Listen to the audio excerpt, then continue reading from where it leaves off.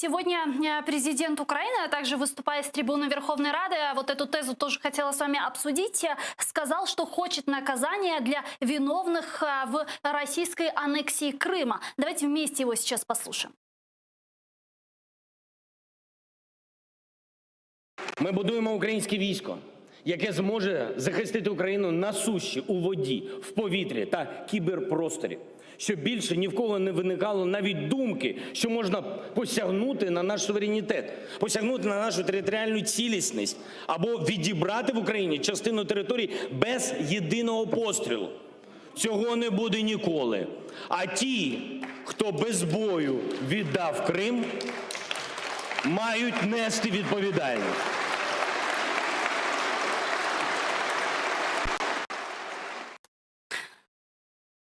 Уже очень много говорят про то, что должны понести наказание определенные люди за оккупацию Крыма. Но сколько можно, когда мы уже увидим результаты, когда мы уже увидим виновных на скамье подсудимых?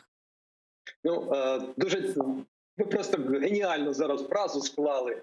Насправді, якщо ви візьмете кримінальні справи відкриті проти 5-го президента, проти секретаря РНБО, ви хоч знаєте одну кримінальну справу, де одною із обвинувачень їм було, власне, бездіяльність в ситуації зовнішньої воєнної агресії з боку Російської Федерації? Там є чорт знає що, там є що попало.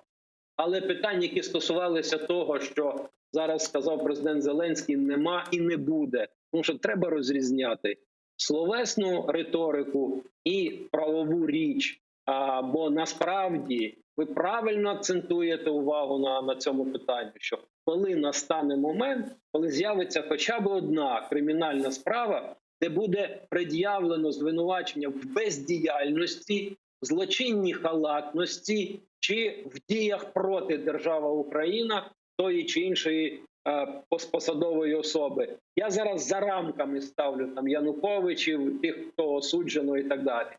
А в даному ж випадку звучало претензії до тих, кому фактично, хто змушений був тягнути на собі владу після того, коли президент Янукович втік. Ну, посадки будуть, як думаєте?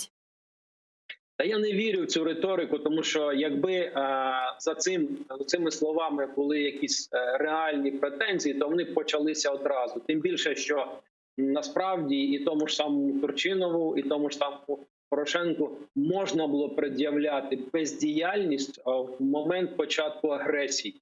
І якщо перший зустрівся з ситуацією, знаходячись в статусі тимчасово виконуючого обов'язки, і легко сказати, що я не президент, я не мав права робити перше, друге, третє, то другий насправді зобов'язаний був ввести правовий режим воєнного стану, який, до речі, не введено до сьогоднішнього дня. І коли сам Зеленський розкидається такими питаннями, то питання до нього: а він чому не вводить правовий режим воєнного стану? Чому він бачить в очах агресора мир, а не говорить про те, що Україна знаходиться в стані війни? Чому він не вживає тих кроків, які передбачені законом про оборону, законом про правовий режим воєнного стану? Тому це звинувачення в тій же мірі стосується і самого Зеленського, яке він кинув своїм попередникам.